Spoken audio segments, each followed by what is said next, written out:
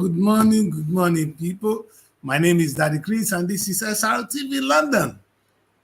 Yes, the show is called Wake Up Nigeria. What do we do here? This is a show where we bring you some of the latest happening in the country, our country, Nigeria. On today's show, we have almost 4 people lined up. We have 3 important guests who will be joining us to discuss on the current issues in the country. But as you all know, the week has been burning. The Shivido incident has been a very pleasant one. It's nice to see our children, our celebrity doing the right thing. Davido seems to be a very good guy, though, to be fair.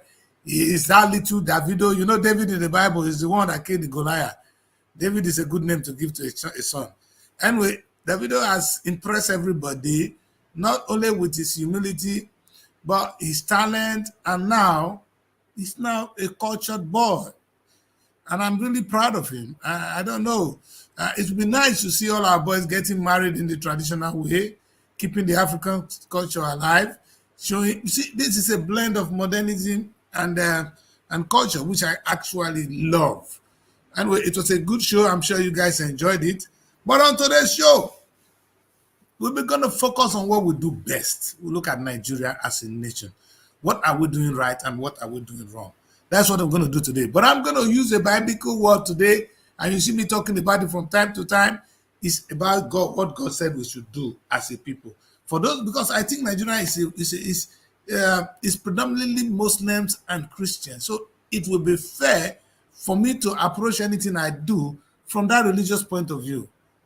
But the truth is, what I always say is what God said in the Bible is not different from what he asks us to do on earth. So if you read the Bible, depends on what you're looking at. And today, I'm going to be very, very clinical, and I'm going to challenge you Nigerians. I'm challenging you Nigerians on what your emphasis are, and it's in the Bible.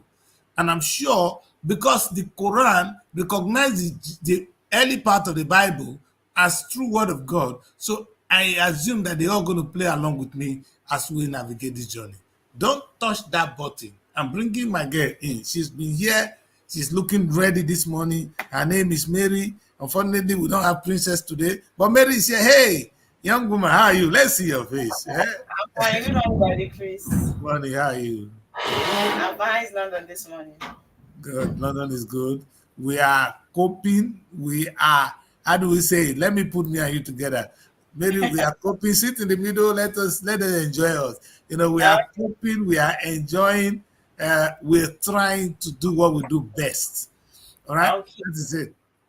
So, what I would say to people is, when you are in a country called Nigeria, every day we hear is problem. We talk about the problem. We talk. It seems to be no solution.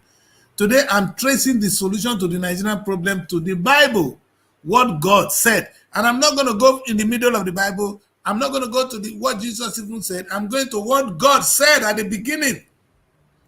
And why I love this Okay. Am I in the middle now? Yeah, you are in the middle. Very Okay. much in the middle. And I don't know why you're still looking at that. Look at me, young woman. All right. So what I'm saying is, I'm not going to what Jesus even said. I'm going to use the Old Testament, the very beginning of the Bible. That's what I'm going to use today to see if we can use that to navigate a solution to our problem. What is the Nigerian problem, Mary? Daddy Chris, but you are the last person I expect to be hearing this from right now. Because the Daddy Chris I know does not want to talk about Bible, does not want to talk about church. So how comes you are now delving into the Bible and the scriptures? Oh my God, that would be a big misinterpretation of who Daddy Chris is. Daddy Chris believes in the Bible. He believes in God. He doesn't believe in your pastors. That's the difference. I guess I'll be judging wrongly then. Yeah, so I am a true Christian. I grew up in the Catholic Church and I remain a Catholic. And sometimes, but in England, I go to the Anglican Church because the Anglican and the Catholic Church, they are the same. I understand the politics and went to the breakage. I don't care. So I walk into anyone at any time and worship. But for me, I believe in God. I believe in the sacrifice of Jesus Christ. So I am not somebody to do. But I don't want to alienate my Muslim brothers today, I'm bringing them into this show in a clinical form. So I'm going to use the Old Testament to see if we can identify the problem and begin to solve it. And whatever I say today will be what God said. And I don't know, because I want to bring my guests in. They'll be coming in, they're going to be contributing to all this. I wanted to start from the end. Why God condemned us. That is in Genesis 2, verse 11, verse 17. I'm going to go back. So I'm going to use 17, 16, and then the main one God said, 15. The 15 is the cross of it, but let's start from 17. Mary, read out what is on the board now. Eh? Okay, but you must not eat from the tree of the knowledge of good and evil, for when you eat from it, you may certainly die. And that's Genesis 2, verse 17. I Hmm. don't even know. I don't even know how I'm feeling right now. Like, we're actually reading Bible. Right? Okay. Mary, this is I'm going through a journey with everybody, and I hope our guests will come and see this. That is the first part of it. All right? Okay. God, at the end, God said, this is the last part of it. He said, if you go and eat from that fruit, the fruit of good and evil, you will know it. And from that day, you will surely die. That, So that's how condemnation came to mankind. If to those of us that but, believe, so be but it. our leaders have been treating us in a bad way. They've been doing evil. So are we gonna say that right now we are in the hour of mercy, where people do a lot of evil and get away with things? We'll Get away come with to, things. Looks we'll like come the to law of that. karma is not even working right now. You said? We'll come to that, because what I'm really trying to pursue is, when you cross certain things, God give a final. So maybe we are in the part, we refuse to do what God said. Now the punishment is what? Die. I will come to it when we do this. The punishment in our case now is hunger. Let's look at the other part, the 16. See, look at this. Okay. And the Lord God commanded the man, "You're free to eat from any of the three in the garden." And See, that's on Genesis 2, verse 16. so the whole world, he said, now let's look at Nigeria. God has, he said we are free to eat of everything in the land, but don't take that one of the evil. See, I'm going from back to front. All right. But this is the Yeah. real one. Let's look at the real one. Okay, and the Lord God took the man and put him in the Garden of Eden to work it and take care of it. And that's on Genesis 2, verse 15. That is the key. See, what did God do? He put us in the garden called Nigeria. And what did he tell us to do? To work it and take care of it. The word is till it, to till it. You understand? To till the land. That's what I really want to get to. Today, Mary, we are suffering because we refuse to till our land. We refuse to work on the land, to work it and take care of it. We refuse to take care of our land. We can see the way we waste land, but even the land we have, we don't know what to do with it. And now this is what Proverbs said. This is what I That's like. true. When I only two parts of the Bible I really love is this one, and then look at Proverbs. This is me that the Chris talking this morning.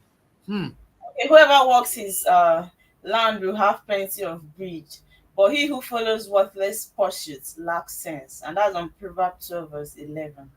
That's the key. He said, he who walks, he who till the land. This is God talking. This is not me. We have plenty of food, plenty of bread. That's how they call it. But he who is worthless, pursuing men, pursuing all these things you see, what will happen to them? They have no sense. They will be hungry. And the condemnation is in Genesis 17, 2 verse 17. That you have known the knowledge of good and evil. What will happen to you? You will surely die. So that is exactly what we're going to look at today. Mary, the reason I brought this to my audience this morning and to our audience this morning, for them to know that we're doing what God did not ask us to do. God has That's asked us to till our land, to be productive. Are you not? But we're not productive. We are not. Yes. That's part of And it. he put us in, you see, the Garden of Eden could be compared to Nigeria. Nigeria is like a Garden of Eden where everything you're looking for on earth is there. Tell me that what you cannot find in Nigeria. This morning, I saw a beautiful post on the WhatsApp group I belong to, which is from Urobo Nation, telling us how we used to cultivate this palm fruit. You understand? That's what a lot of jobs were created and people were making a lot of money. Even to today, if you do it, Mary, if you do it now, if you go back to the village and plant that stuff, you will become a millionaire in another 2-3 years. That's true. 2-3 years. But our people refuse to do that. What they're doing, they're in the city. The guy traced it to Yahoo. I don't even blame Yahoo. Because when you now know Yahoo, See, Mary, this is the beauty of it. What is it? There is a land to till. I don't want you to be looking the other way. Look at the camera, Mary. There's a land to till. But what we do, sometimes we go and share the knowledge of good and evil. That's true. And what we do, and Mary, what is the knowledge of good and evil? Yahoo, corruption, greed. Okay, Chris, if you're talking about Yahoo, do you know why it will be difficult for the Yahoo to stop? Even the people that arrest this Yahoo, the so-called Yahoo boys, right? Yeah, Yahoo too. They arrest them and they make money from them. Because Yes. how comes when you give them money, they allow you? So it means No, you can actually... Mary, if you know me, I have nothing against Yahoo boys. I only say they don't have a choice. I love them because but what they are doing today is what I'm trying to say to them is that they are pursuing things that God did not say we should do. And what will the punishment of it will be destruction. The die we're talking about is not a physical death. Nigeria is dead today because we are not doing what God asked us to do. If we are doing some, this is what I say now. My interpretation of the Bible today is the Garden of Eden is Nigeria. God has instructed or put us in Nigeria to till the land, plant it, create it, be agriculture. Let us have enough food. And when we do that, Mary, there's no land where there's enough food where people go into serious crime. I can tell you for free. In those days when we were growing up, our father, they do what they did, they gather their age mates, they go and build their house. They didn't want to build mansion. It is your friends that will come with you. You buy the things and they help you to build your house. And then you get married. You farm your land. You have food to eat. You have peace with your wife. You know, Peace with your family. Before in Nigeria, they used to have season of a particular produce. Like, I know you've not been in Nigeria for a very long time, Yes. but there's a period where you see that there's a lot of corn in the markets. You see people cultivate corn. You understand? Yes. People harvest corn. Then we have corn in cheap in everywhere. We have cheap corns in everywhere. Same as granules. But the thing is, within yesterday and day before yesterday, I was saying to myself, we are laughing over this problem. We see like it's a normal thing, but this is actually bad. Like it is getting that bad. Why am I saying this? Even the least corn, you see people roasting on the roadside, right? You can't access it, like it's expensive. Granite is also expensive. So I was asking the woman that I got granite from yesterday that how come this granite is expensive? She said, do I know how much she got it in the back? That before you can get granite easily. She said she can even farm it, but now she can't even do that, right? And that is that expensive. So I was now saying to my friend that if the least granite that the poor man can afford on the street is not expensive, I'm talking about the fresh granite because already the other dry one is expensive for a very long time. Then if the least corn that anytime this thing is coming out, people are happy because I can access granite, I can access corn. Food, yes. If it is not expensive for people that are roasting it on the roadside, people that are hawking the granite on the roadside, they can't still give you at a cheaper price. Then it's a problem. The least thing we can afford is also expensive, even when in each season, because as long as we're having the rainy season, this is supposed to be cheap. You understand? It is when there is no rain again, they'll tell you that they get it through maybe irrigation because there's no rain. But now we now have rain, people can plant it, but you don't see people, you understand, that have it in their farm. Like people don't plant it anymore. So the few people that have it, now making it that expensive. And you say we are in a good country. There's a problem. No, Mary, let's think about it. What will it really cost us as a people to start to plant? Like obey what God said, till our land. What will it be? Will it be so bad if every Nigerian say, oh, enough to hunger? If the government of Nigeria say enough to this rubbish, we want to till our land. You might have space in your house. Yes. You might have like a big space that in your village. Nobody that don't have a village. Not everybody that have that. What are people that are in a rented apartment? Mary, who dropped them from their village? Those people you're talking of now, don't they have a village? Everybody should go back to the village. Is that what you're trying to say? Mary, if I'm going to stay in the city and be dying of hunger, or working, chasing Nigerian government to pay me 60,000 naira, whereas I can plant maybe palm fruit in my village and become a millionaire, who is foolish? This is exactly what the Bible is saying. That's why I brought the Bible in today. You see, I love what Proverbs said here. He who works his land have plenty of bread. It's not me talking. He that works his land, not is this another person's land. God has given you a land in your place. If you work it, you have plenty of food. I don't know what the pastors are preaching. I'm angry. He who works his land have plenty of bread. But he who follow worthless pursuit, like what? Sense. Oh, really? Now nobody call them. You see, Bible has a lot of guide for us to follow. A lot no, of no, things that but I don't know what the Bible preach, what your pastor preaches on Sunday. I don't know. Some of them are now saying the right thing because I can see now they know that it's not popular anymore to be stupid. You yeah, understand? yeah. Some of them People are are now wise. saying good things. Some of the pastors are actually knowledgeable. They just want to dodge it, and instead of talking about tilling the land, they tell you to come and pay tithe. It's so similar. Till, tithe, till, tithe, till, tithe, pay tithe. That's what you see your pastor back there preaching. They don't tell you to till your land. That is the beginning. I'm not going far. It's Genesis 2. That is the beginning. In the beginning, Genesis chapter 1, is God created the heaven and earth. That's what you see. In 2, he instructed us, he put us in the garden before we disobeyed the law. I'm not saying after we've broken the commandment too. In Genesis 2:15, I don't know, whoever is doubting the Bible is a foolish man. In Mary, the beginning of the Bible you are carrying, tell your pastor to go back there. Let's go back there and start our life from there. Genesis chapter 1 talks about how God created heaven and earth. That's it. In the beginning, God created the heaven and earth. That's in chapter 2, he made it abundantly clear. And that's why I brought this in today. It's not me that is talking. He said, and the Lord God took man and put him in the Garden of Eden to walk it. You see, Mary, to walk it.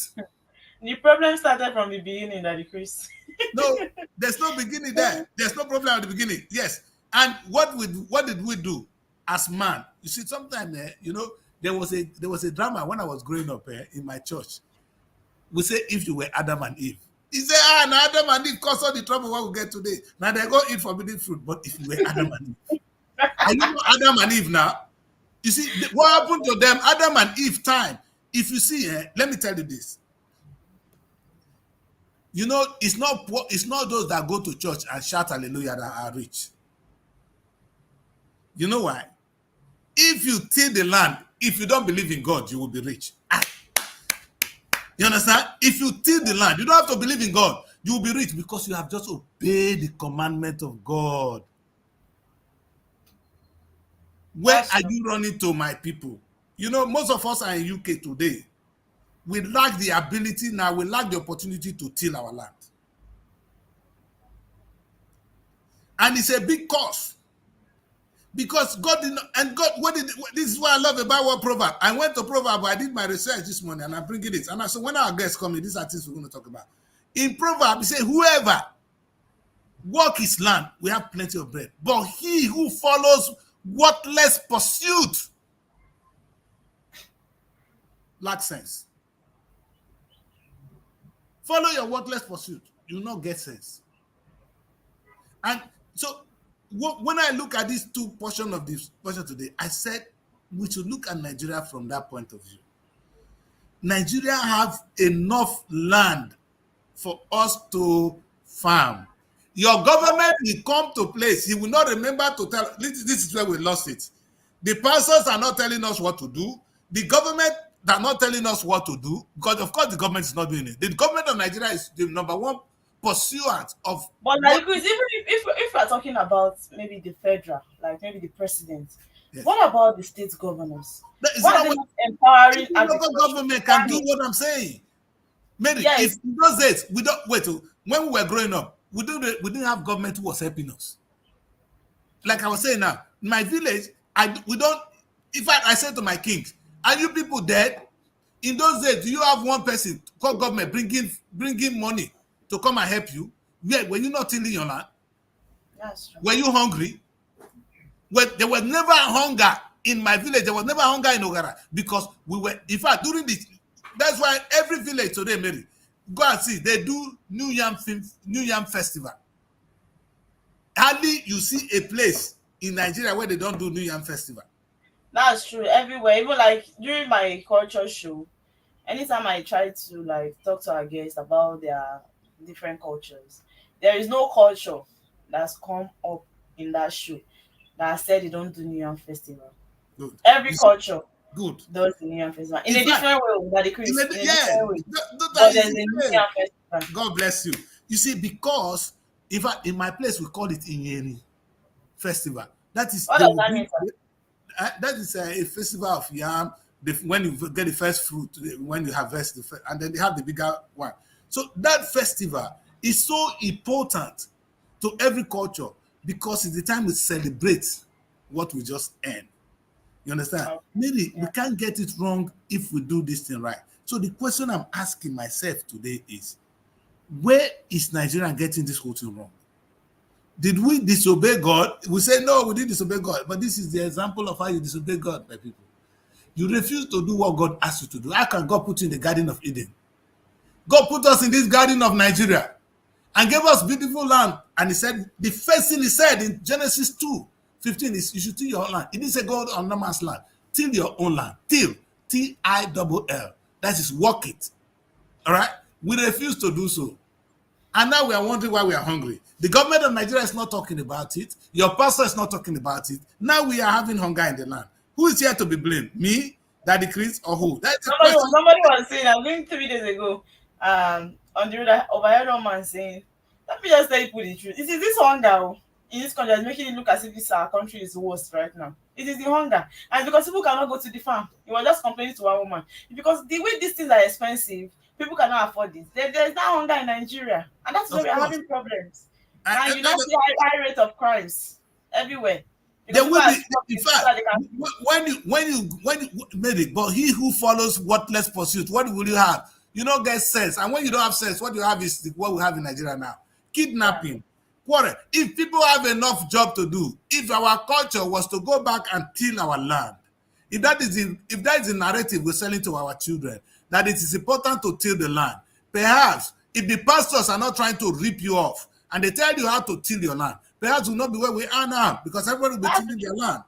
But You that's know, the truth that it is. the tilling of land we have different interpretation. It doesn't mean you must go and use horse to till the land like as it was in the old. It's like we have a guest among us today. We just want to bring that guest quickly in and Okay, introduce okay. him. I And think say, we have one guest already. yes, already. I think one Godwin is already with us. Hello, Godwin. Let's make it big. Hello. Okay. Hello, good morning. Morning.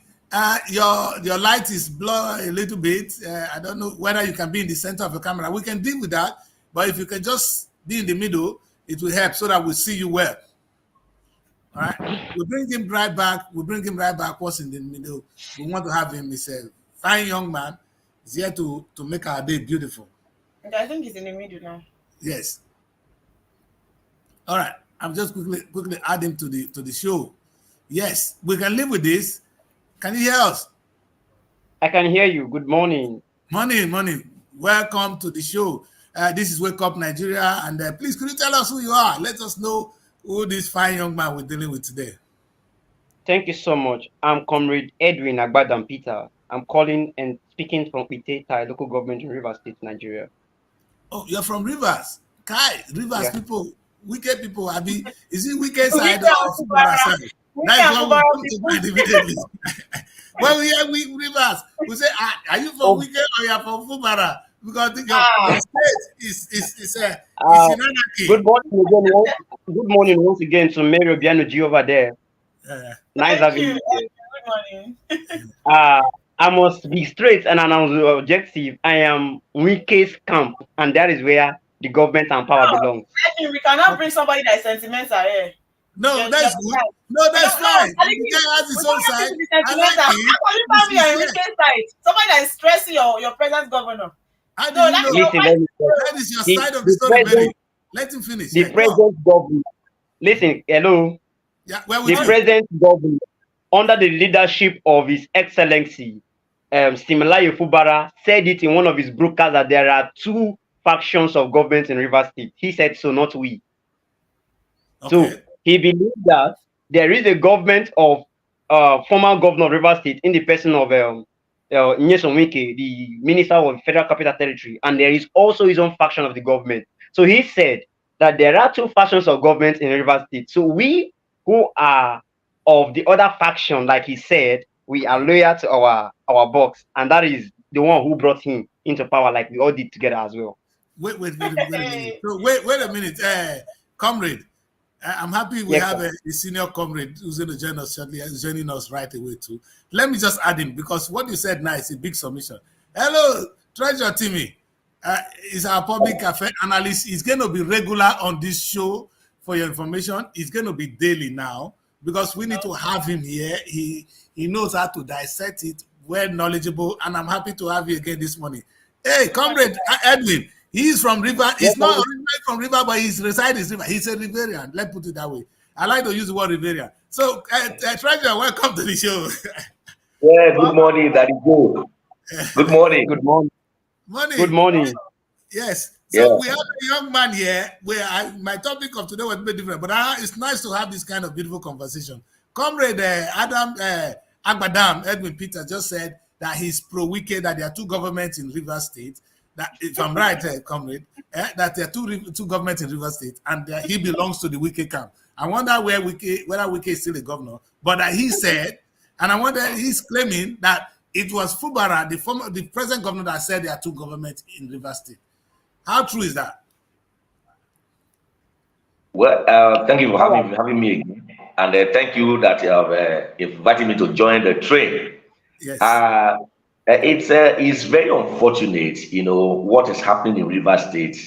As at the last time I spoke I was here and we dissected some issues. Yes. And after then, there's been some other stories that emanated from the crisis.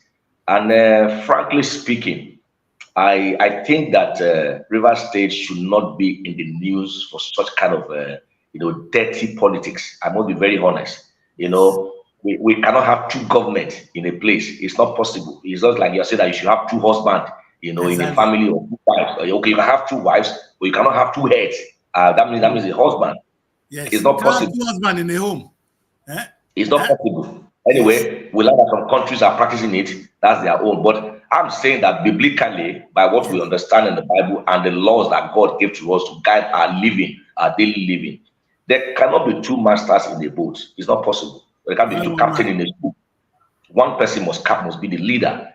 And there's something that the governor said yesterday during the visit by the Senate Committee on Privatization, led by former governor of Abia State, Senator Oji Uzo. There's something he said. He said he's not fighting anybody. He said he's not fighting anybody, but he's defending, his government, because somebody cannot come and choke hand into your food and you keep quiet. That is not possible. So for me, there are no two governments in River State. There can't be two governments. There must be a government which is led by Siminalayi Fubara. The Minister of Federal Capital Territory, he is de facto governor of the Abuja city. Let's put it that way. Yes. And so people should understand that they have different role to play. Give it to Wike. Wike played a role in making Fubara governor. We're not disputing that. And even himself, he said it yesterday, that he knows that God made somebody to use somebody to make him governor. But allow him to do what he has been elected by the people. Only Wike did not elect Fubara. Yes, he may have nominated him, supported him, campaigned for him. Yes. To make him governor. He did not elect him. He didn't elect him. Where is Edwin Peters? Where are you? Don't go away. He didn't elect him. Yes. The people of River State.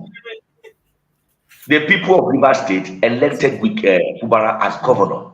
Yeah, by any means. We don't know what happened. And they have taken the case to court, both at the tribunal, the appeal, and the Supreme Court has affirmed that Fubara was duly elected as the governor of River State.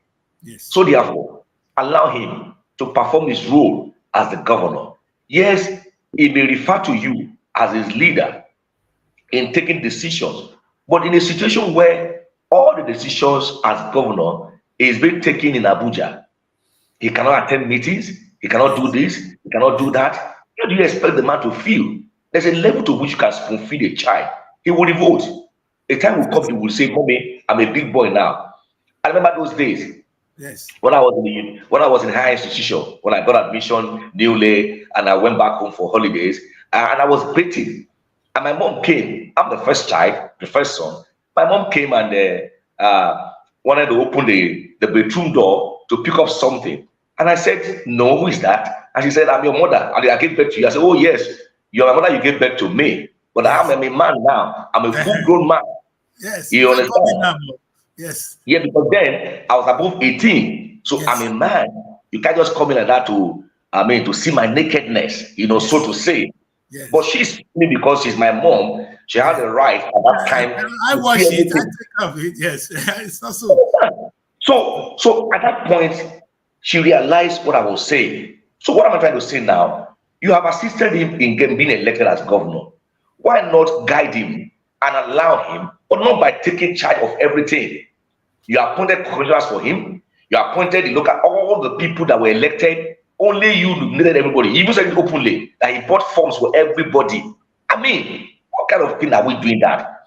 If during your tenure somebody did that to you, will you be happy? Good question. So all I'm saying is this: is that it's time for governance. We are done with politicking. It's time for governance. Thank you. Allow this guy, because this is affecting a whole lot of things in the state. A lot of things have been affected in the state. People, the other day, Prince Way, a one-time governorship aspirant, said that he is trying to bring in investors from Dubai, but are skeptical of coming to the state because of insecurity and all this political drama. So these things are affecting, the development of the state. So just like what Senator Oji said, there must be peace. You must give peace. You must live above yourself. All of this for a long time, people have been pleading with the former governor to let go, and the people like him.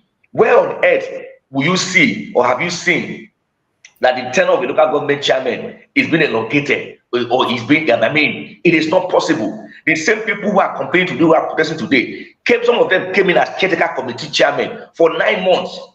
For 9 months. And then they were elected again for 3 years and another 3 years. Someone like Samuel Wanosiki of the local government, he has spent 6 years, 9 months as chairman of the local government. And he want more. Yes. It's very can't verify it. It's there. A lot of them, I will tell you, all of them were caretaker committee chairman before they became elected chairman, and they have spent 6 years and 9 months. What else are they looking for? What are they looking for? And that brings the question back to this comrade, Edwin Peters. You've heard the submission. So I want to ask you one thing, comrade. Are you saying I have some contributions? Based on, yes, I know you would say that, and add this to when you answer this question, when you respond. Are you saying that Wike is now the governor of FCT and still a semi-governor or half governor of Rivers State? Is that what you're saying, telling us? Thank you so much, sir. Let me answer your question before I will add some views to that of what my boss, Mr. Timmy, that he has just said, because I know him for a very long time. He's my boss as well too. Okay. Wike is the minister of FCT and is the godfather of politics in Rivers State. Okay, the godfather. Yeah. A godfather cannot be a governor, though. We are not saying that he is the semi-governor of Rivers State. No, we've never said so.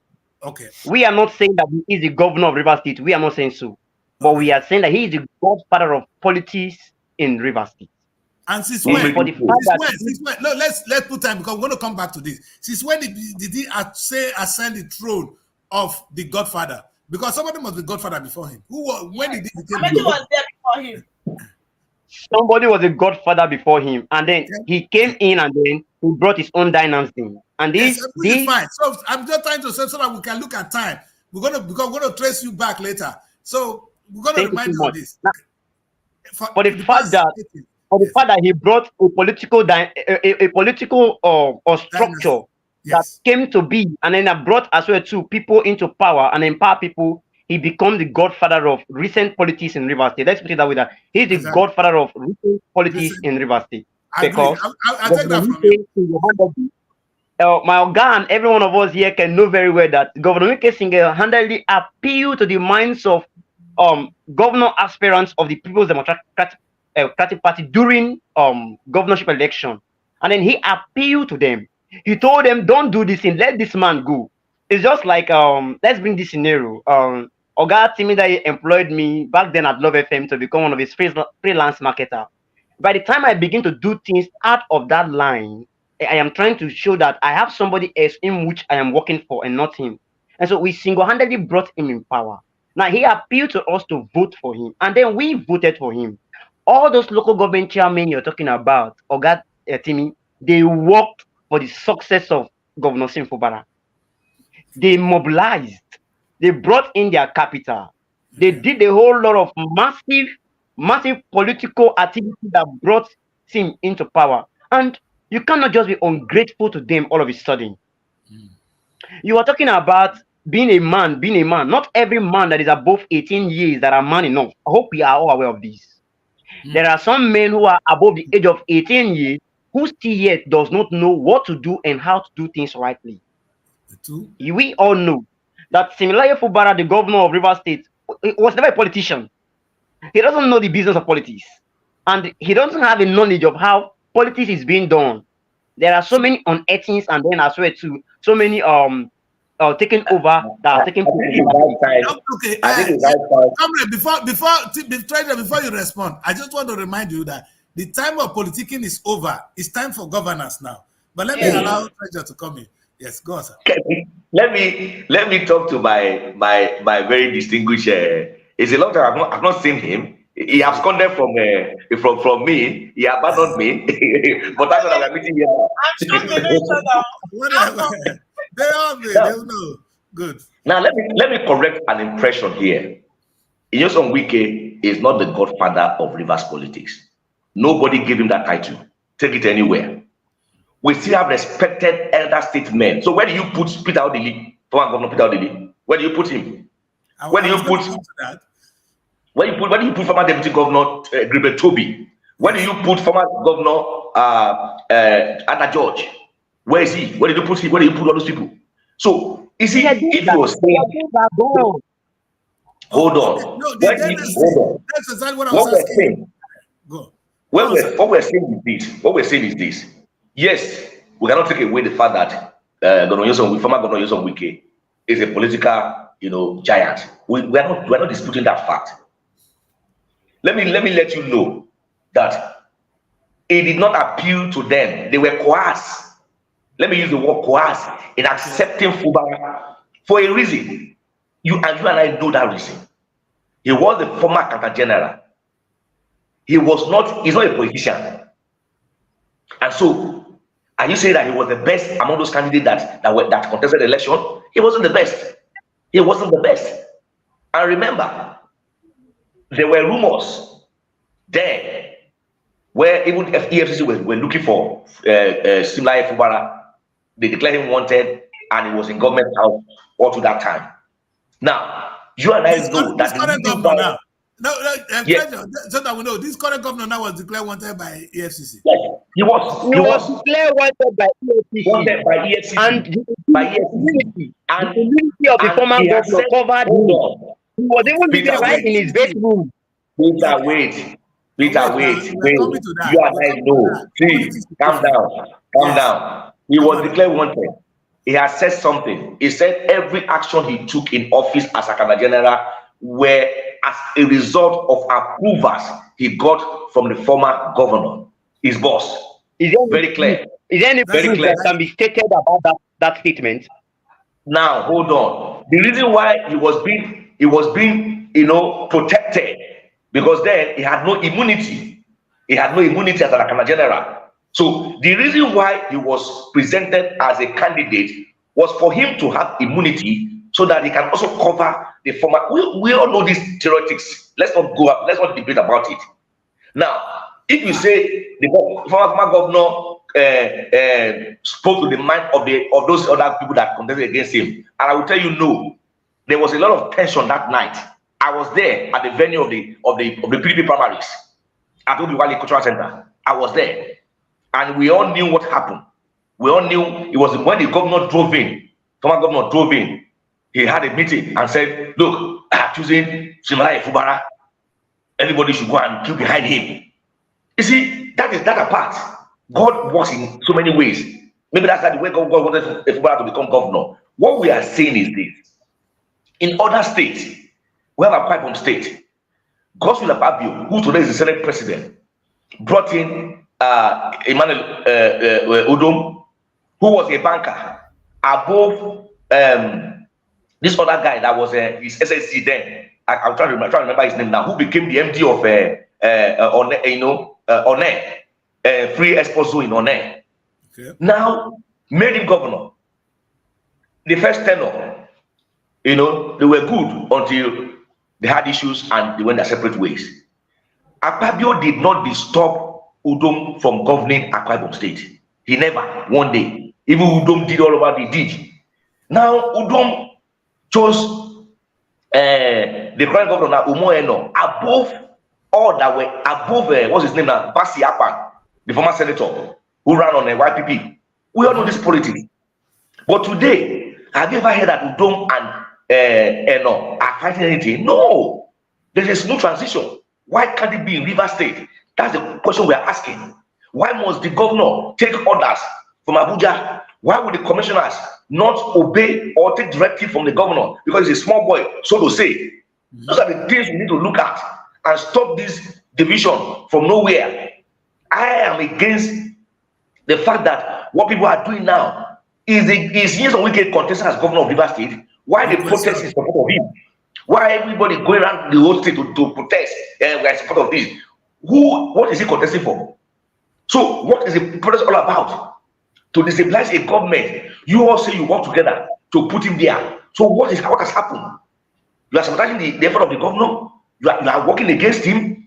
You are insulting him. This man is such a peaceful man that nobody knew. What they were trying to do is to push him to behave like them, so that the whole state will be, you know, they will be upright in the state, and they can now demand for emergency rule. Which the man is, he said something. He said he is playing the AI politics. That's the artificial intelligence politics. And that's what he's playing. So he's ahead of them. I'm not a supporter of any of them. I'm only resident in River State, where I do my business, where I live with my family. And if the state is not in peace, I can't enjoy my life. So, but for me, once politics is over, governance take place. And all we are saying is that Fubara should be allowed to have his 4 years. If at the end of the 4 years, Rivers people will say, no, we don't want you again, we want somebody else, so be it. But in these 4 years, allow him to rule out his mandate. He has been given a mandate which has been authenticated by the Supreme Court to become the governor of the state. So why not support him and leave out your political differences and let him succeed? And after that, if you're not okay with, after all, there's some governors and they were voted out. A lot of them there, we know them.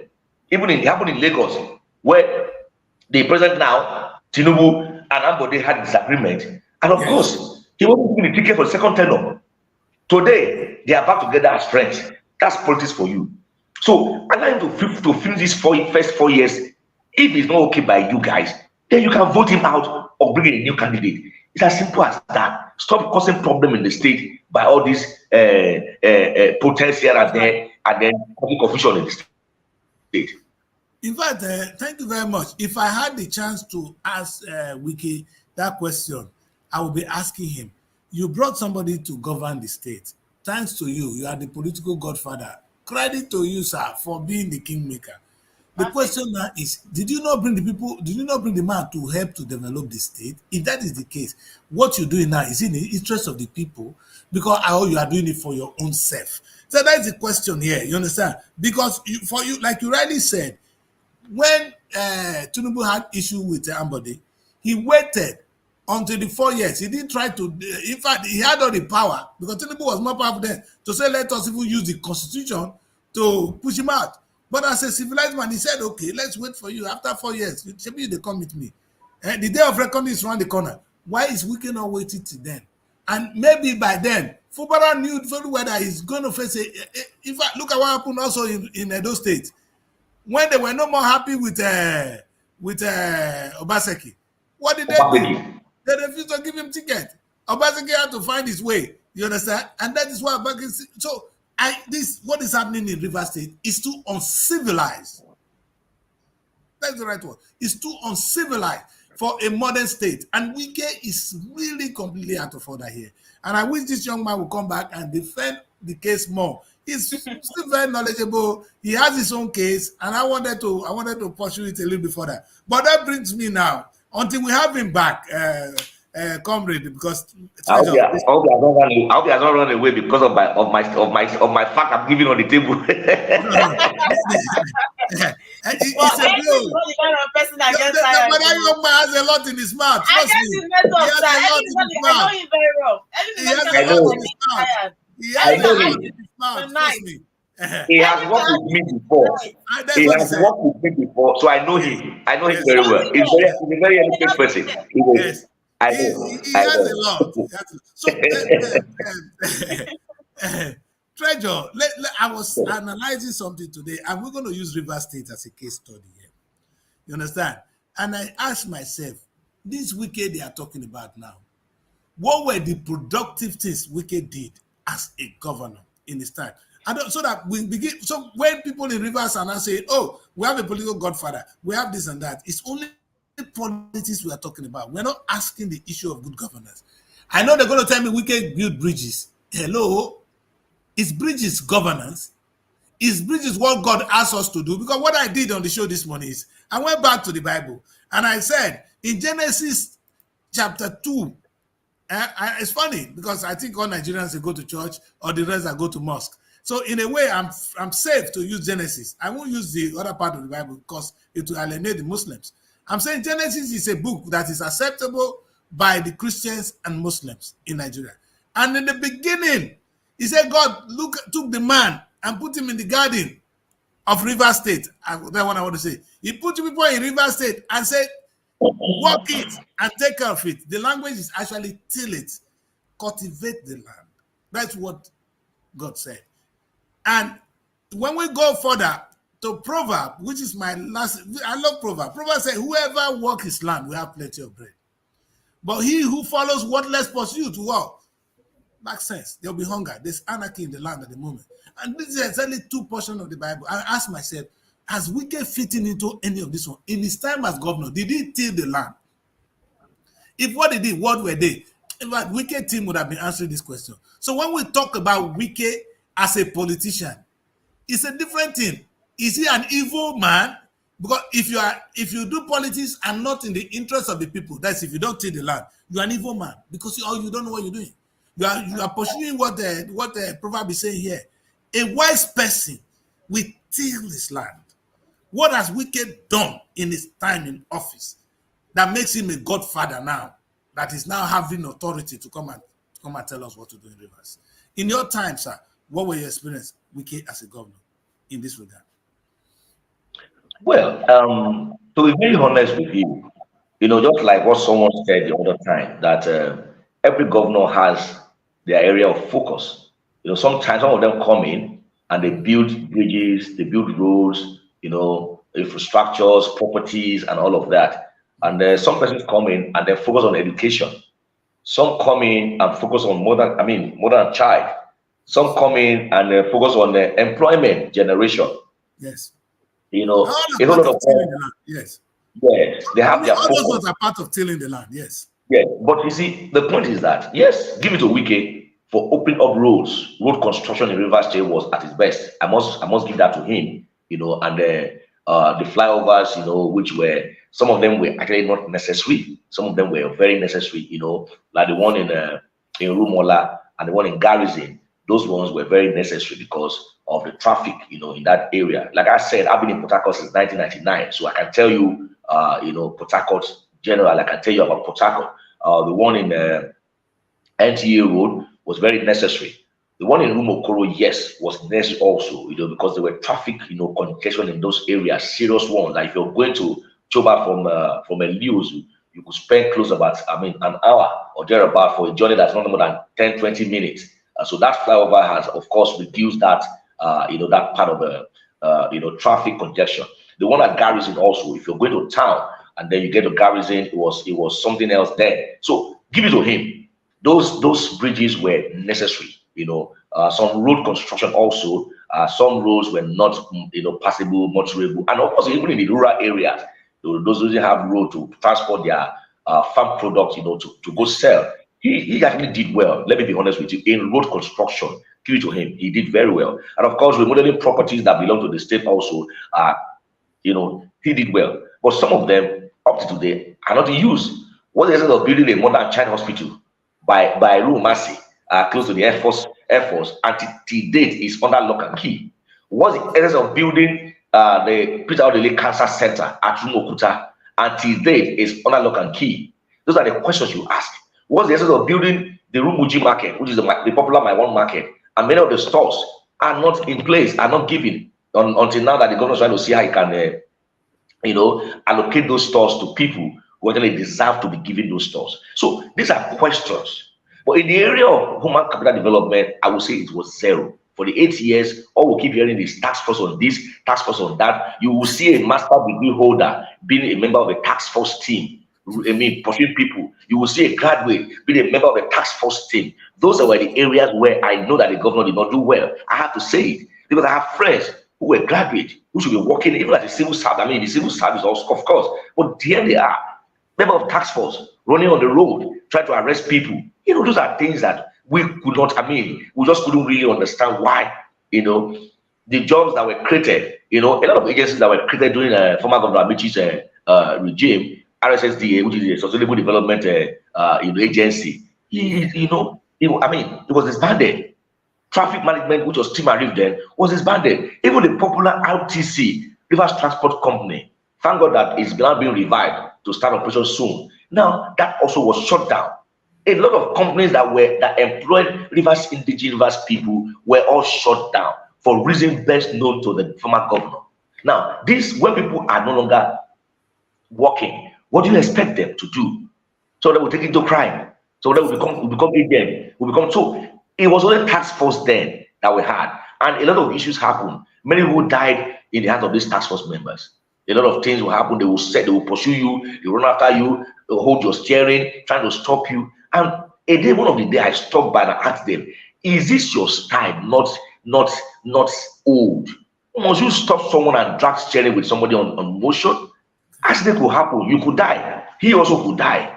And then what are you going to say to people who sent you all of this kind of job?" So these are things that were not in place then. So if you have bridges, you have good roads, and the people are not empowered, the people are hungry, will you call that development? To me, I'm not going to call it development. That's not development. So these are the areas. And then you now put so much energy in political appointment, in naming people as political officers, political appointment, SA on this, SSA on this, SA on that. At the time, he employed over 200,000 special advisors to yes. So, and they were the salary of how much then? Around 50,000 or thereabout. I mean, who does that and call that an empowerment? So those are the areas that the former governor didn't do well. But like I said, I'm a very open person and a very liberal-minded person. I will tell you where somebody is doing well and somebody is not doing well. The civil service was, of course, not in a good shape. Then the state secretariat then was thinking. You go in there, you will use your phone torchlight to climb the staircase to the other, to the floors. The lifts were not working. There was no power supply. There was no water supply. And you were busy spending billions of naira to construct bridges. I mean, if the civil servant is not happy, no promotion for years, no gratuity paid, no pension paid, and then somebody is stagnant for 8 years on a particular position. How do you think that person will be happy to do the job? And this is the engine room of government. So those are the areas you need to look at and discuss very well. So for those areas, I'll call him zero because nothing has happened. Recently, when Fubara took over, because he's a civil servant, focused more on the civil service. He went to the secretariat, got that place renovated, the lifts are working, there's power supply there, there's water running there, and some people have had double promotion this year. Double promotion, because they have stayed in a particular position for a very long time. For the first time ever in the history of Rivers State, the civil servant got a $100,000 Christmas bonus. It has never happened before. Across all cadres of employment in the civil service. Tell me, bag of rice, man. Bag of rice in home, yeah. At that time. So tell me, who will not be happy? Just tell me who's not going to be happy with that kind of innovation. And that's why Rivers people are just supporting Governor Fubara, to continue in office because they know what this guy has come to do in just 1 year. And he said he didn't become governor until about how many months ago? That's why he became governor. I agree. So these are things you need to look at. And I keep asking that question. What has this man done? You were the one that brought him. You felt he was the best among all the candidates. Nobody chose Fubara. You chose Fubara. So what happened? How is Fubara an ingrate? What has he done? Yes, Fubara may not be a saint. He may not be an angel, so to say. But the question that what we are saying, what has he done wrong? Even if he has done anything wrong, you can call him to order. You can talk to him. This is not the way we agree, though. But River State does not belong to one man. River State belongs to indigene and those who are living in the state and doing business. So one man cannot dictate what happens in a state of millions of people residing in it. One man will not sit back in Abuja and say, this is the person that must do this, this is the person that must do this. Of course, you have a right to nominate people because you are seated the man to become governor. And if we don't stop this era in Nigeria, the era of godfatherism, it will kill our state completely. It will kill our state. When you feel that because I aspire to become governor, so therefore you are entitled to be loyal to me. Whatever I want, I must have my way. If we don't stop that, our democracy cannot say to be developing. These are facts. These are facts. I wanted to, if the young man, I pray we have him back at some point in the show, because I really wanted to ask him about his future, what today's Tofi will do for him in the future. You said three things, and I'm listening to you, learning the law. I agree with you that every government will have area of focus. And as long as, for me, infrastructure is still part of tilling the land, because you're planting things on ground, you're giving roads. It's a part of building the land. However, when you do it at the expense of what you already said, of the people feeding well, that becomes what the proverb is saying, worthless pursuit. You might be able to construct all the good roads in the world if the people are not engaged in doing one thing or the other that will make them useful and make them contribute to the economy of the state. You'll find out that the people will become, they will even rebel. That's what you see now. The other governor has come in now. I know, you know what I like? The issue of godfatherism is going to die away. It's starting in River State. And I'm enjoying it because God is using Wike to expose them more. I mean, we've seen it in the past. If you see what happened in Delta State, you will see it now as we speak, that the current governor will tell you he's not the governor yet. But because they are not fighting, he's not talking. Before Okowa left office, he made sure he appointed people into the second board, which is the Desopaden, which is the Delta State oil producing area. I know River State will have their own. We must have River State oil producing, which is a big pot of money. You know what the governors will do? Fubara is not mentioning that yet. I'm sure Wike must have appointed his men in that place because the money that's coming to the state, 13% goes to that department. I wonder, Fubara will be fighting with them at the moment, and those guys will be in trouble. But anyway, for my state, Okowa made sure he appointed those people before he left. And is it in the interest of the people? The answer is no. I ask people from Delta State, what are you people doing to yourself? You can clap for him as long as you want. You can do this. But tomorrow is the destiny of your children we're talking about now. I really wanted to challenge people in River State and ask them, do you care about your children? Because it's easy to be playing politics in the absence of development. Because some political game they call development is not true development. I'll put it this way. Now, why will Wike spend money creating bridges he knows we're not going to use? Or he knows that will not be sustained? But that is a waste. It's a waste of money. That money could have been used to develop human beings. Education is good. You can't get it wrong with education. If Wike has said his focus is on how to build life, build people, education, I mean practical education that will make us useful to ourselves and to the society, today we'll be feeling it. Instead, these governors are not taking a look at that. But let me come back to where I really want us to focus now. Now, Fubara is now in office because I want to follow you on Fubara now. What is he doing at the moment to do things different from Wike? Now, what you said to me, he has end up giving 100,000 naira at the end of the year. That for me is Tofi ideology. He's trying to buy people's mind. That's not the kind of governance I'm looking for too. I wanted a governor who will be productive today. You understand? Say, okay, I want to see that maybe rivers may be good in seaport transportation. You understand? Or goods coming. A seaport in River State will not be so bad. Like I always say, rivers other than Delta, there are two states we can talk about. Rivers could have a refinery of their own. What is it doing to address this critical area?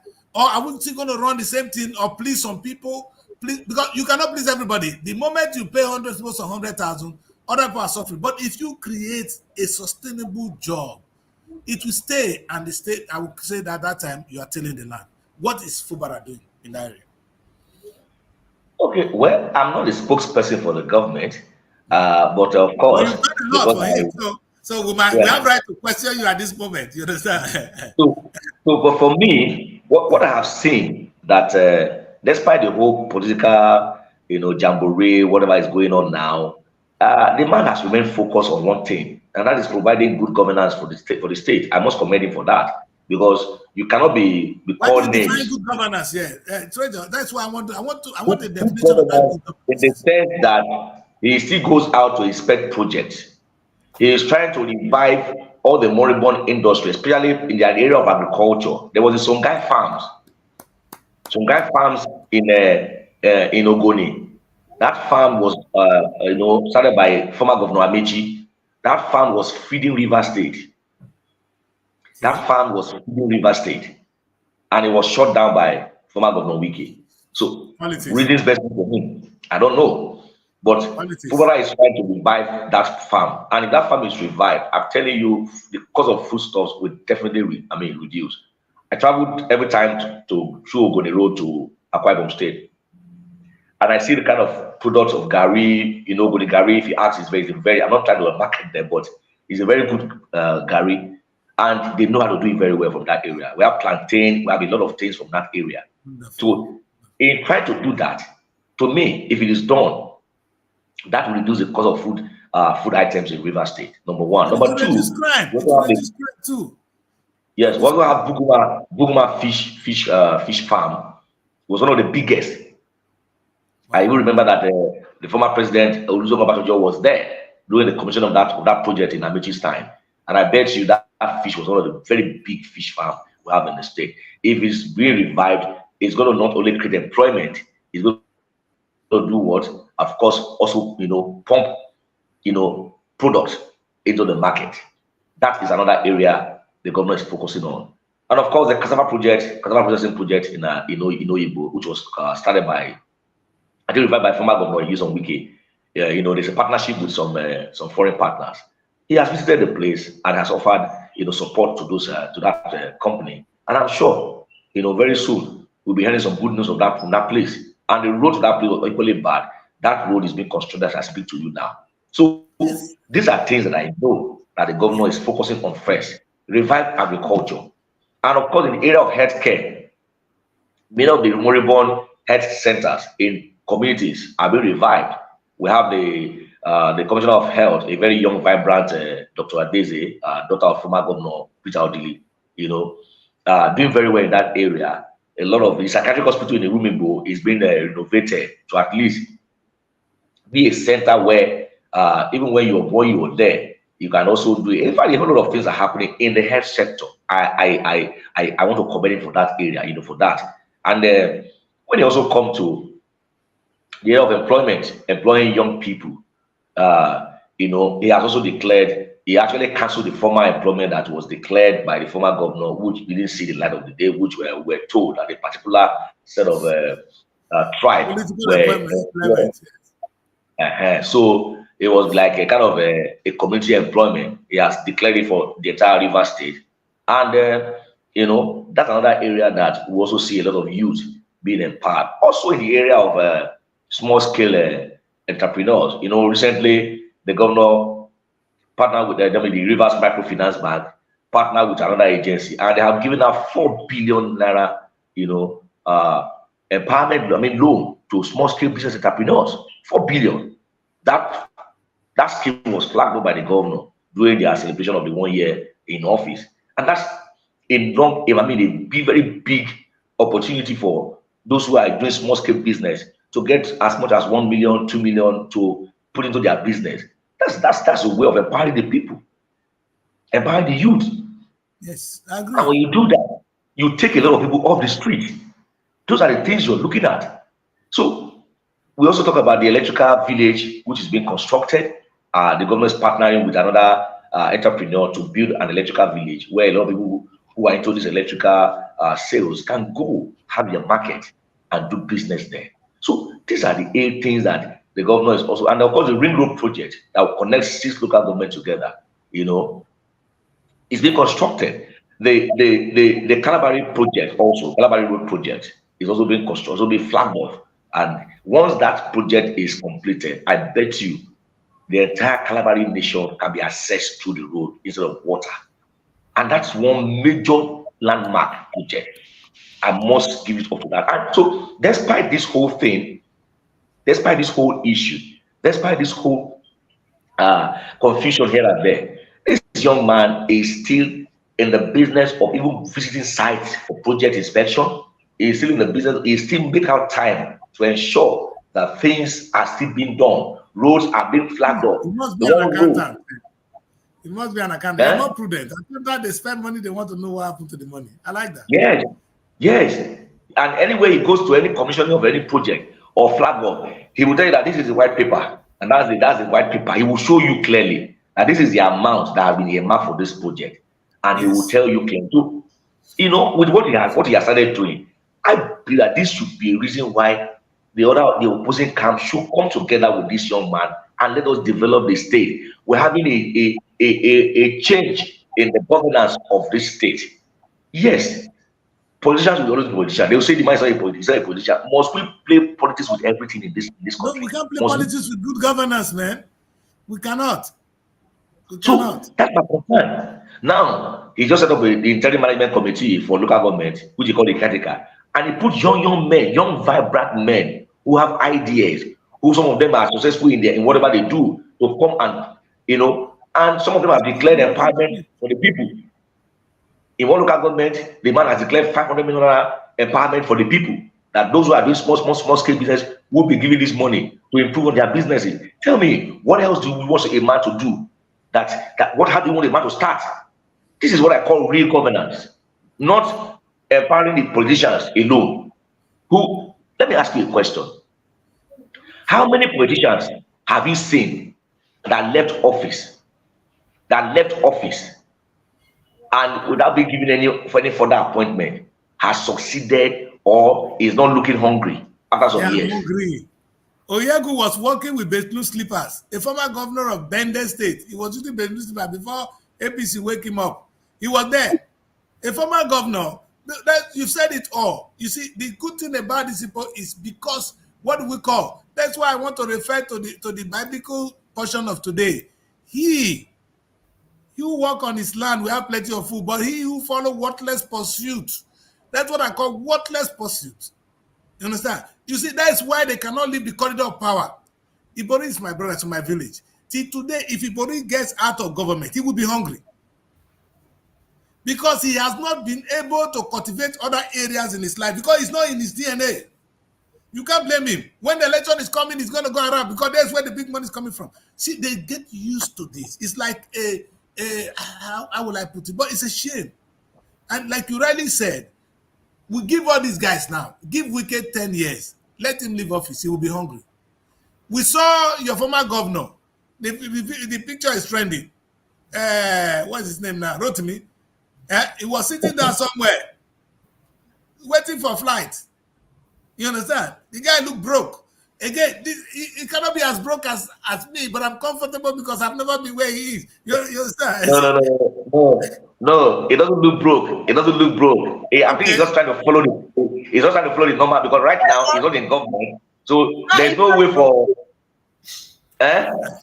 He's not broke. He's just trying to follow the normal procedure. Yes, he's not in government anymore. So there's no private jet to fly in. So but that is the way it should be. I have flown on a flight with former governor Ayo Fayose from Abuja to Port Harcourt. We're on the same flight, and then when he came down, we were alighted from the flight. I saw him carrying his bag, and I walked up to him. I said, "Your Excellency, sir, how are you? How are you doing? How is life after office?" I know it's his usual way. He said, "My brother, I'm enjoying my freedom. That I'm enjoying my freedom. That if it was before now, I can't even come close to him. They will have blocked me. But right now he's the one bringing everybody. You understand what I'm saying? So sometimes we create this, the monster in these political office holders. The things we do around them when they're in power. Yes. You know, so you can see It's a good accusation. It's a good accusation. Sitting down alone at the airport waiting for his flight. He's a normal human being. That's what people should understand. When you're no longer in power, he has never how do behaved you normal. The problem with him is he has never behaved normal. Let's not go into that. I don't want to be focusing on him. I know his children are here studying. He's never behaved normal. If he's normal, he will say, "Oh, I am the one that is governor, not my children. My children should study in the same country where I am. His children are not there." We get this guy said, I'm not talking about, not to me know what he has done. Anyway, I don't want to focus on you today, but I'm just taking you as a case study.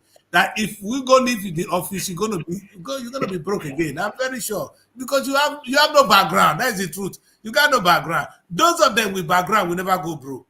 Because they'll go back to in the UK, people retiring from government to go and do their own business because the same government is not paying their bills. Only in UK you can see that. Politicians, there are 2 people that have resigned already. They said the government office is not paying their bills. So they resign from the government. We've seen that a couple of times here. Anyway, we're going to go on a break. Don't touch that button. When we come back, I see I have my men here. They are here rocking the show. I'm going to quickly go on a break. When we come back, we're going to take you on a journey with the newspapers today. Ooh la la! The second edition of the Nigerian Week London 2024 is here. It's another blend of arts and culture, entertainment, business and networking activities. A week-long extravaganza showcasing the best of Nigerian music, dance, craft, fashion and businesses. Taking place at the prestigious Lighthouse Theatre, 262-274 Camberwell Road, London, SE5. OAY. Date 22nd to 28 July 2024. Tickets are available at everbright.com. For partnership and sponsorship, please visit superiorradioandtelevision.com or call +4407 459 513 619 or +4420 3623 8755.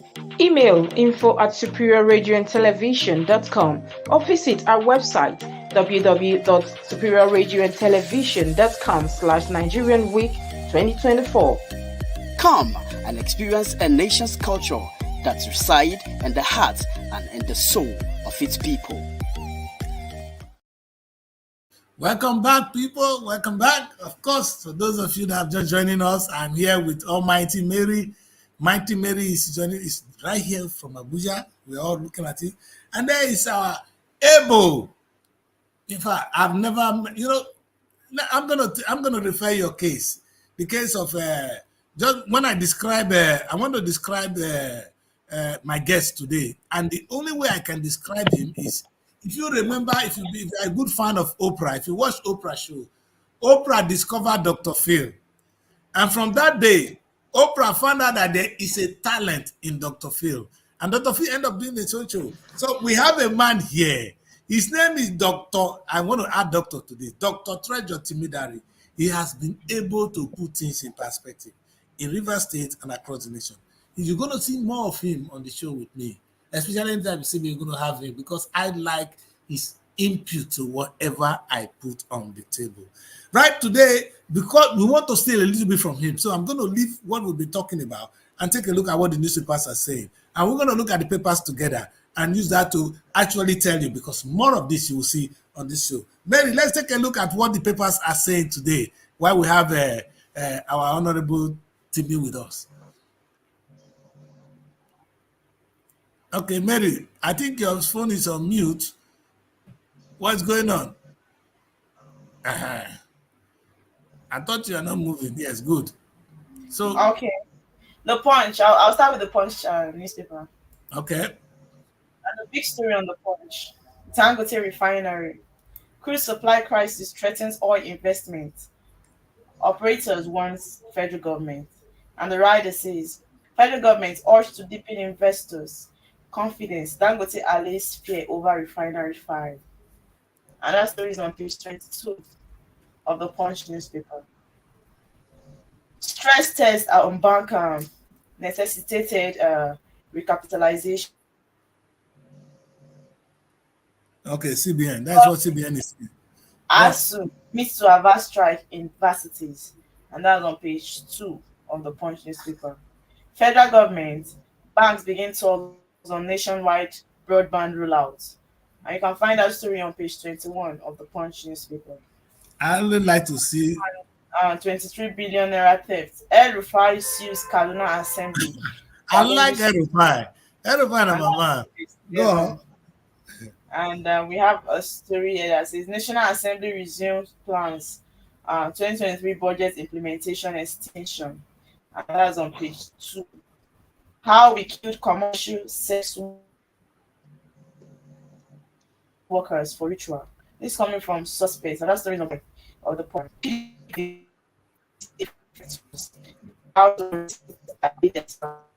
Your network is shaking, Mary.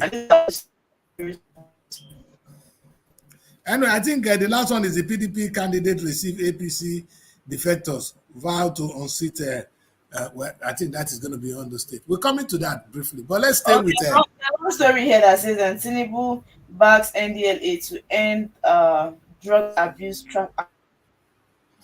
That story is on page 12. Yes, it's good to hear. Yeah, good to hear Baba having concern. We're going to use this. I'm going to throw some couple of questions. I'm going to hook on the headline first. The Dangote refinery treasure. Dangote refinery. In fact, Dangote, they've been crying that the crude supply is threatening their activities. Well, some people are a little bit skeptical. They don't seem to like Dangote. I seem to be one of his fans, at least for coming up with a refinery. But are they really trying to frustrate the man in your own book? I'm talking to you now, to me. Are you there, sir? Yes, very well. It's all politics. Yes. It's all politics. Yeah. And that's one of the things that is killing this country. You know, we had a lot of stories about how that refinery was put together, where the funding came from, how it was getting dollars directly from the CBN and all of that. And the president comes in and he and his team feels that the guy didn't do well. For me, I don't think that they should frustrate that refinery if we really want the people here to be fine. Yesterday there was a fire outbreak in one of the section. The story went around everywhere. I had to get the statement made from the company. I started sharing on my platform that look, this is what they said. It's not that the entire refinery was burned down by fire. It was not a section, because people will just forward whatever they get. Now the refinery on fire, burned down completely. This area of social media. So, but I had to get that, and I was able to douse a lot of tension in some of the platform that I belong to, which I shared. I said, look, it's a section of the refinery. This country will move forward. Well, like I said, I will always say, when we stop playing politics with everything, what stops us from putting aside our political differences and encouraging that refinery, since we cannot put our own refinery in the country in order. Port Harcourt refinery, we'll be hearing March this year, May this year. They've all given series of dates of, and then we heard that it was technically on, and all of those engineering grammars we keep hearing. You see, you defeat people because you want to stand good in the eyes of the people. And I wonder if people no longer have blood flowing in their body. How people no longer are even afraid of death. The other day, a custom officer died right at the House of in the National Assembly, while defending that. Yes. And that death or that incident will still not.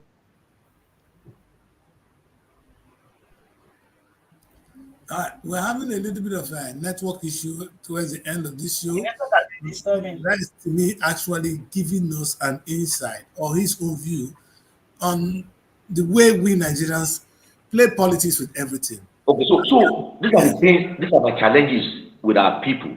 That refinery, this government should not frustrate that refinery.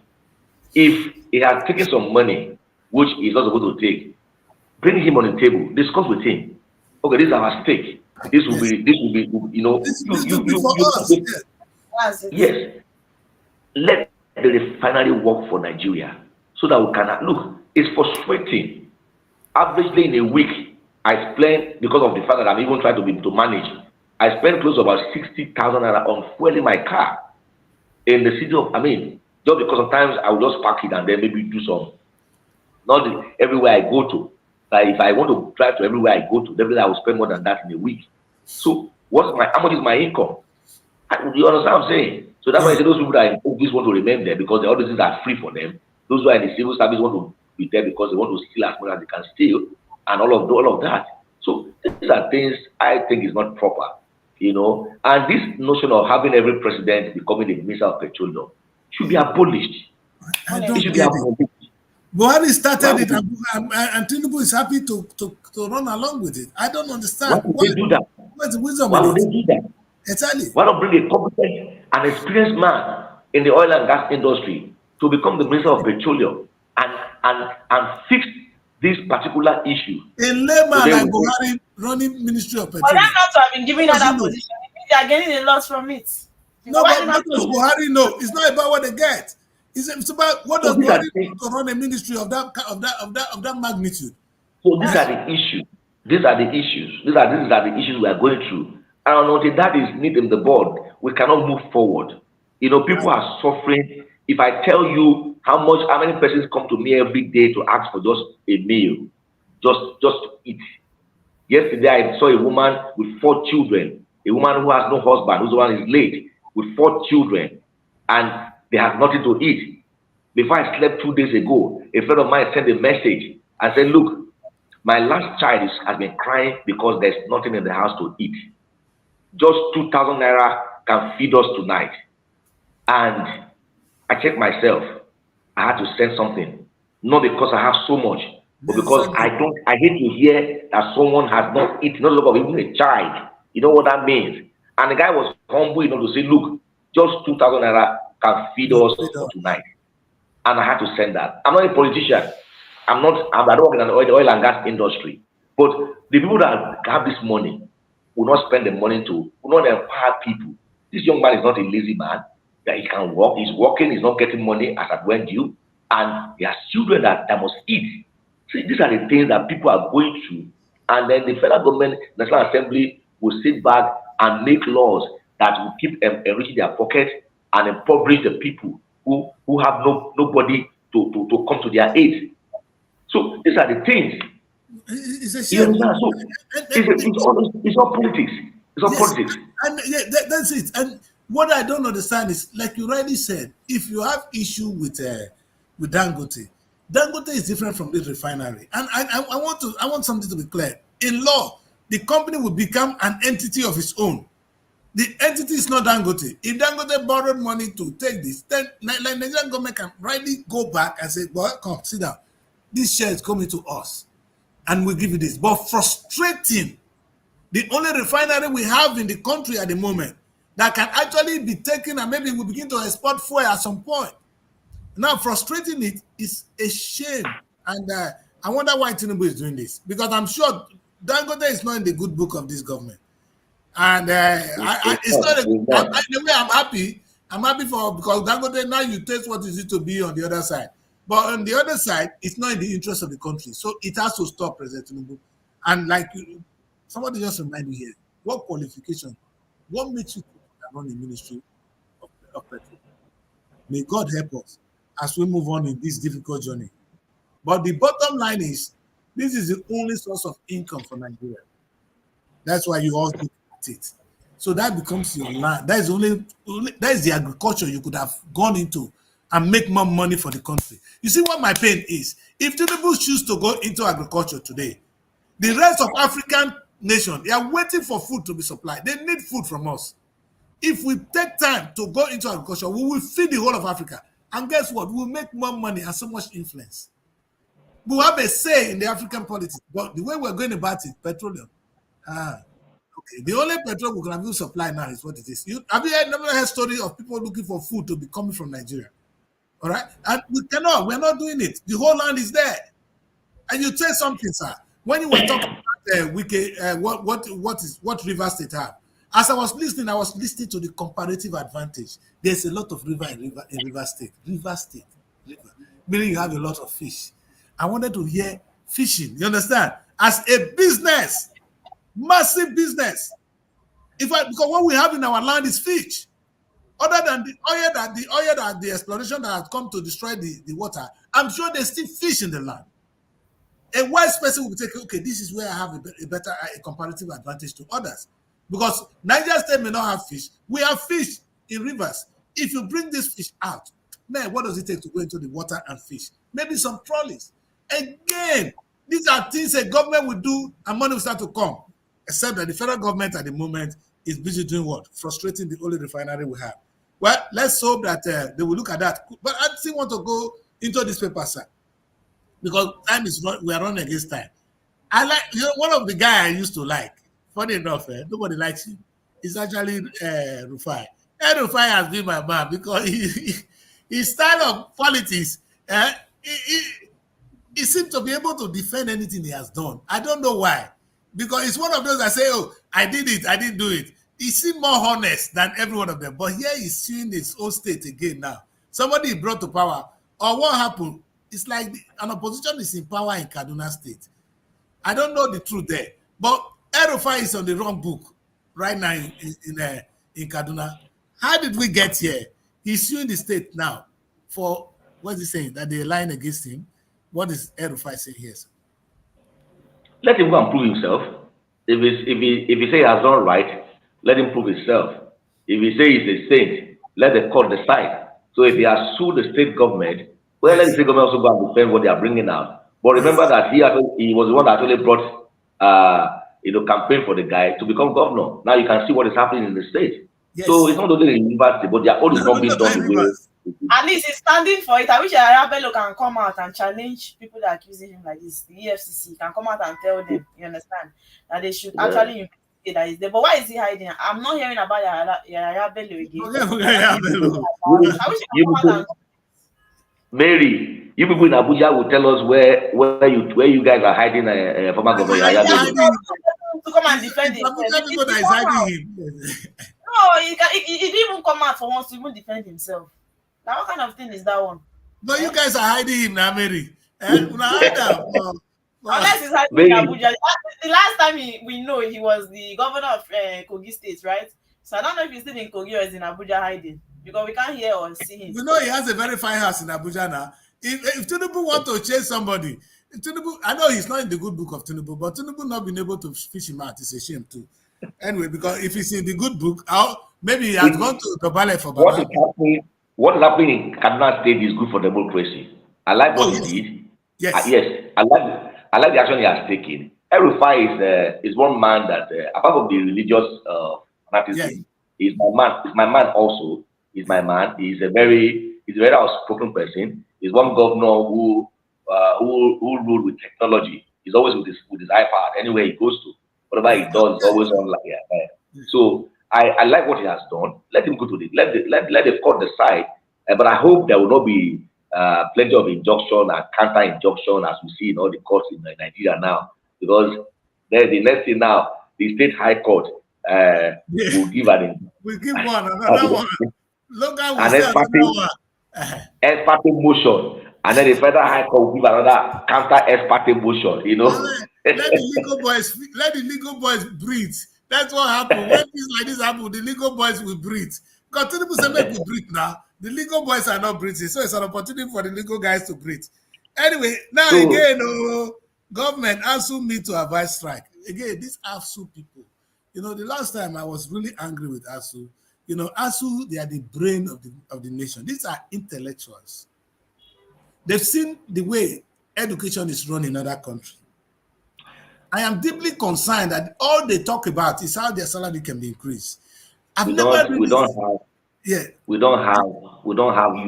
labor unions in our country. What we have is the young labor leaders.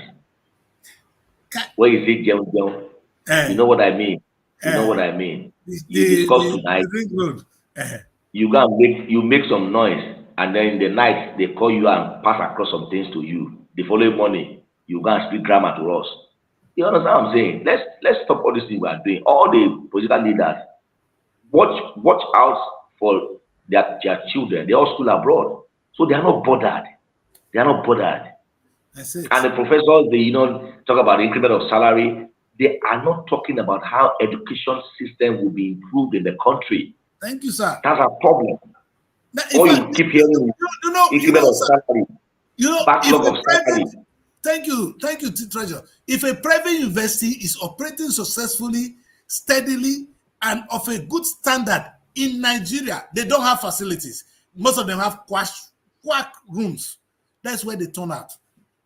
Why do you think we now have a proliferation of private schools in Nigeria? That's the point.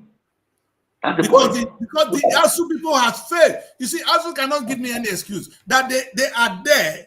Private universities are doing great, and the vice chancellors of our universities are sleeping. They are happy to get on an appointment, go there and run a university, run it down, and wait for manna to come from heaven. But don't you tell ASU that the days of manna are falling from heaven? The current Minister of Education was a former Vice Chancellor of Base University. The current of a private university. Nigeria. Yes, he was a former Vice Chancellor. In fact, he was appointed into that office as a VC when he was a sitting VC of Base University. So, are you telling me that he doesn't know what to do? How it works. He has tested the private sector effectively working. Baba, we need to put them on that. That is it. So when you look at the kind of people that we have, the moment you get a position and then you get into office, you become something else. I expect that by now there should be no ASU talking. That man will have put a lot of things in place because he understands better. He has seen the private sector, he's in the public. He should understand better. This is my concern. The government has helped. The Tinubu government has helped him by putting what we call the student loan in place. So you're not going to say student cannot afford it. The loan is going to cover it. Why are we still here? ASU is going to take time. I'm really very disappointed with what ASU is doing. I must be sincere. And each time I'm in a forum or I'm in a gathering and I've been asked to speak concerning Nigeria, sometimes I just feel like just keeping quiet. I don't say a word because God has blessed this nation so much that in every local government in Nigeria there is a natural resource, something that God has given to us, buried in our soil, buried in our land that can generate enough money for this nation. So what are we talking about? Thank you, what are we talking about? God is angry. God put Adam in the Garden of Eden. You see what I said? I said this by the beginning of the show. God intentionally put Adam in the Garden of Eden. He put us in all these places with everything we need.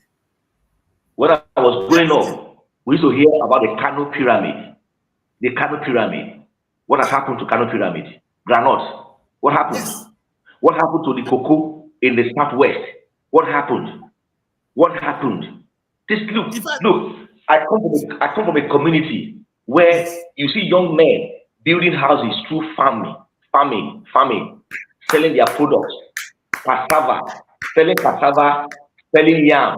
Those days, they used to have what we call this 911 lorries, loading yam from my community to go and sell.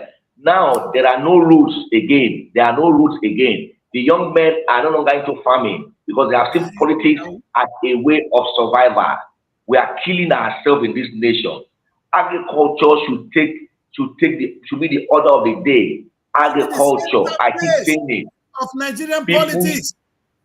Is it not a disgrace that we were told that we were even importing toothpick at a time? Ordinary toothpick, were imported into our nation. Why are we so concerned about foreign goods? Why are we so concerned? There was a time we were doing our own natural juice, natural drinks that people were drinking. Why should we focus on foreign products that are now being poisoned, like poison and causing and being cancerous? A lot of things are being cancer diseases we never heard of in Nigeria, my brother. You've never heard of disease like cancer reigning supreme in Nigeria like this. Disease it's alien to us because the kind of food. I was told that even Gary now is not being processed in China and packaged and sent to us, and people are buying. Why not? How did we get here? How did you get here in our nation? How did you get here? In anything, my brother, in anything we are doing today, I said to you, in anything Nigerians is cultivating today, and the only one I know is maybe Nollywood. They are making their own movies. Guess what, sir? No, when they came to me in London, because that's my area, and I said to them, you guys are making movies, right? You make the movie, you will sell it to Netflix. Netflix will not sell it back to Nigeria. So in the case, you are foolish, because what you produce, you cannot even consume it. You are not, it's Netflix making money from your production. That is how cheap we are. The way we will produce oil, they will come and sell the oil back to us. Now, China is going to supply us, Gary, something we cultivate in the land. We have a problem. And until we have a government... When I was in secondary school, yes. Practical then, you will cultivate, they will give you a plot, which you will cultivate. So maybe you have it in your school. There was a time for agriculture. Yes, you will plant and you will harvest. And your harvest determines the mark you get to your practical. That was why we did it in grammar school. But today, what do we have to do? What do we have today? Even private schools now, some of them don't even have land to have centers or agriculture. And then you think somebody will come and go to universities and find out how many percentage of people that are reading agriculture anymore. How many of them? Even those days, these days when you say you're a farmer, people look at you. I say you're into farming. But let me tell you something. I know someone in River State, a young lady who's from Bayelsa but based in River State. All she does is export our food items to people in Europe, and she's making a whole lot of money. People are looking for crayfish. Started by selling crayfish. I am crayfish. Here. Listen, Crayfish. You're just talking to one of the men here. What we eat here is only food from Nigeria. It got to a point I have to create a platform called Afromat, which I'm launching now as we speak, to supply African food to people here because there's a huge market. We eat what we have at home. I think I'm going to change the kind of food I eat because I come to Europe. All we have here is what we call only chicken I day here. I know they see fowl, they eat again. There's a difference between chicken and fowl. Those of you at home, you don't even like fowl, you're going to eat chicken. And it says the diseases we're talking about all coming from all this. Some of these things are alien to us. Let me take you back, sir. When the white people stopped in Saple, they were confused. He said, what a land with everything. That was why they created Levantis. They were creating all kinds of things. And the Nigeria we're talking about now, like you rightly said, there's no part that is lacking. No. Enugu, where you come from, Cocoa, that was the cocoa city. The coal city. What is it that is lacking in a country called Nigeria? Instead, our government does not even know how to take the comparative advantage. Maybe if you'll be surprised now that all they're going to do is build hotels. You understand? Build hotels, like the politicians. Any politicians I know, if it's not building school, it's building a hotel. Our footballers, when they come back to Nigeria, I want to accuse them too. Instead of creating a football team, helping to develop the industry that have brought them up, you see them building hotels. Where they have skill, because do you know our footballers would have been the ones selling footballers to people in Europe, becoming football agents. If they don't get jobs, I don't mind when they fire Finidi. He should have learned that in his job, he should have been thinking of creating football team or managing local, though he didn't manage a local one. These boys are lacking. You see, when God gives you a skill, you go back and use it to bless your land. Who can sell footballers in Europe than Okocha?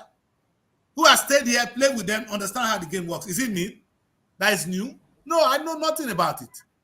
You understand? So, in fact, what we lack in Nigeria is that creativity, which need to come with productivity. And that is where we are. And it's affecting us in all areas. The governors are not helping matters at all. In fact, that's why we're taking on Fubara today. We saw what Wike has done. All they're going to do is, I'm going to build more roads. And they're going to clap for me for building more roads and vote me again. Do you know that it is only in Nigeria that the governor will pay salaries and will be clapping for him? Of course. We celebrate him. For constructing roads. I don't understand that. As if the money belongs to him. Thank you, sir. Do you understand? Yes. The money, pay salary should not even be talked about. In fact, any governor that owes salary should be stoned to death because the money is there to pay salaries. So the money to build road is there. The money to do He infrastructure. collect the These money. are your core. You know These what are I your was saying? core mandate.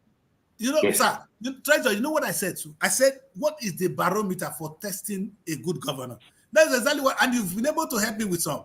That's why I kept quiet. The barometer, otherwise from now, the governor, when I talk to Edo State, they say, hey, one road when we not defeat the pass before, now we defeat the pass the road now. That is what makes him a good governor. Oh, he pays salary. That makes him a good governor. Obaseki is an intelligent investment banker. He knows what it means to invest. I asked them, what has Obaseki invested in Edo State in his 8 years in office that is bringing Edo State money? You see, these people, and they say, what is in Edo State? And I begin to count. I was bringing wood to sell in Europe. It was from Edo State. If you see the amount of resources in that Edo State that them, what do you call now, all them, this former APC chairman, all they display politics. And of course, the one that is most suitable is when you do something. They have reduced they have reduced the people to a point where you see yourself as poor, and all you need to do is to align with one government that is in power and be getting your small money. Hey, Jamo, sir. Hey, I'm lawyer, sir. Jamo. My guy lawyer for there. Delta State, only voice we have is the lawyer boys. I'm lawyer. I said, you don't hear anything for the boys, and then they will give you crumbs, and then you go and fight yourself, kill yourself, and then so you see the kind of people we also elect are also the problem. Well, the question is, do we even have a real election in Nigeria? You said it all. Do we have election? What we have is selection. What we have is selection. We select, yes. What we call selectocracy. We don't have election in Nigeria. The selectocracy is what is killing us. You go to government house and you see young men loitering about there, where dressed in their starch clothes and following one honorable, and then they go somewhere. Oh boy, honorable don't drop where you did now. Honorable don't give us money or empowerment. Empowerment is to give 1 million and they go and share. And when the money finishes, they come back again. Come and shout honorable, and the man is busy sharing the money to you and not doing his duty, not performing his duty, what he's supposed to do for your constituency. And tomorrow you say he has not done anything. He can't do anything because he has spent the money on you guys, empowering your pocket, buying drinks for you, buying guns for you, telling you to do things against his opposition. So we have a long way to go. I'm telling you, easy for me. If you wake me up in the middle of the night and I talk to you about Nigeria, you will weep for this country. I've widely traveled. I keep saying that. I've traveled a lot. I'm a professional master of ceremonies. So I travel a lot. You understand? I go to a lot of villages, a lot of towns, cities, and I see things. I see what people do. And I begin to ask myself a question. Is this what this country will continue to do? No good road. A governor will be I was in Bayelsa 2 weeks ago. I drove down there and I asked a question. What is the governor doing in this state? I know somebody told me, an ADG. He said in Bayelsa that the people think that the money belongs to the governor. So anyhow he spends the money, that is how, that the moment he pays salary is being paid on time. He doesn't owe workers. He pays salary on time. So and he does little or no project. And so people believe that, yes, it is his money. Once he's in charge of the state, the entire state money belongs to him. So if he spends it, if he gives you something, you should go and thank him that he has done well. I sat down and I said, God, is this what this somebody telling me was an educated person telling me this thing? Educated person. So you can understand the way they have brought people down to a level. I was in a government house and I saw people everywhere. Honorable sir, hey, honorable sir, hey, this, that. And they were going about and they say, okay, give him something, give him 5,000, give him 10,000. Hey, thank you, sir. Thank you, honorable sir. I'm loyal. How much is 10,000? What will 10,000 do for you and your family? If industries are created, if people come in with investment and they invest in your state, won't that create employment and equally generate revenue?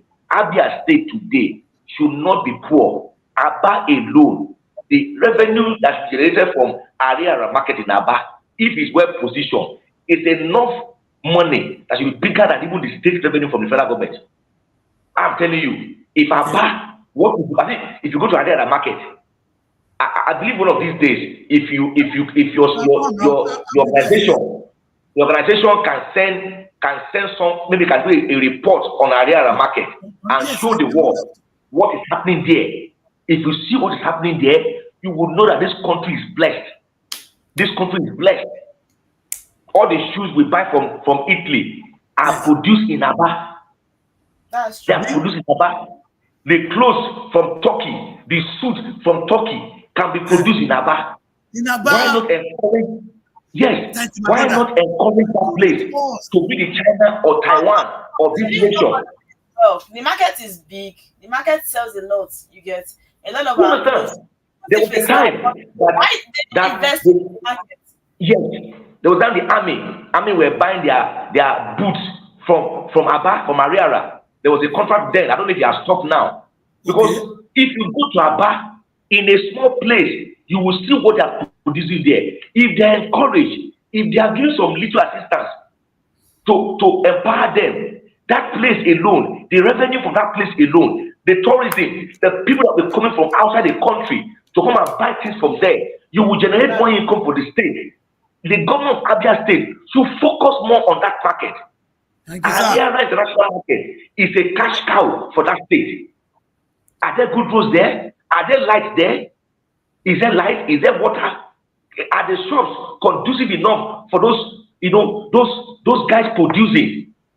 So these are the areas that this on their own. on. Is it sometimes, sir, I'm wondering, is it the war that helped the Igbo people? Because if you look at history, what war did to Germany, the western part of Germany went into production after the war. Is it the war that helped the Igbo people? Because you really need to ask questions. The Igbos are thinking for themselves. Look at the innocent vehicle. If the federal government alone can say, okay, all government should use our own vehicle, let's use innocent. Do you know where innocent cars will be There's no road in Nnewi. Nnewi where innocent is produced. I was there last year. I had a project there last year. Nnewi Township Road. There's no road. What is the governor of Anambra State doing? Yes, fine. He has purchased cars, official cars from Innocent. Other states also did the same thing. But within the town, if I drive in there now to go and purchase a vehicle, and there is no road, no good road to drive the vehicle down to where I'm coming from, will I go again? No. I won't go again. There is no road in the Nnewi. So these are things we need to do. Trying. These Igbo guys are trying. See what? Look at. See, we're talking So of. they need government. If you go to Alaba market, some of them now go to China and tell them to produce the fridge in their own name. I was there. I have a house behind Alaba International Market. You have a generator that is made in an Igbo man's name, but made in China. His brand is his name. All of them, they've done that. And they've done well. But the question I ask now, can't we make those things at home? And they are doing it already at home. That's what we are saying. So these are the things that, and we have a Ministry of Technology in Nigeria. Ministry of Science and Technology. Science and Technology. And an Igbo man. Yes. An Igbo man is the minister. An Igbo man is the minister. Currently in Nigeria, an Igbo lady is the Minister of Trade and Investment. Minister of Trade and Investment, an Igbo woman from Imo State. Let me tell you something. You see, people like us may not get to the corridors of power, by election. Yes. Do you understand? But yes. even if you give an advice to someone who is in power, they won't listen to you because you are not telling them what will keep bringing them money. If they do those things, exactly, of course. They see me as those things will not keep bringing them money.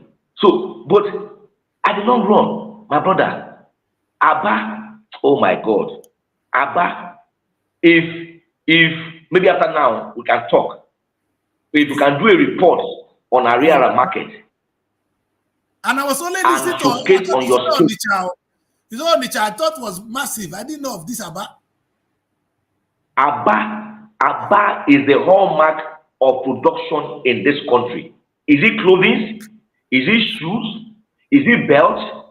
What? Name it. Name them. There's nothing about shoes. Those days when we're growing up. Okay. When we're growing up, we used to go to Abba to make our shoes. Oh yes. Oh yes, we used to go to Aba to make our suit. In fact, then for you to be a happening boy in Port Harcourt, you must be wearing an Aba made suit to be a happening boy in Port Harcourt. Then well crafted, well designed. You understand? Is it a 2-piece or a 3-piece suit you want? They will produce for you. And these guys are ready to do mass production.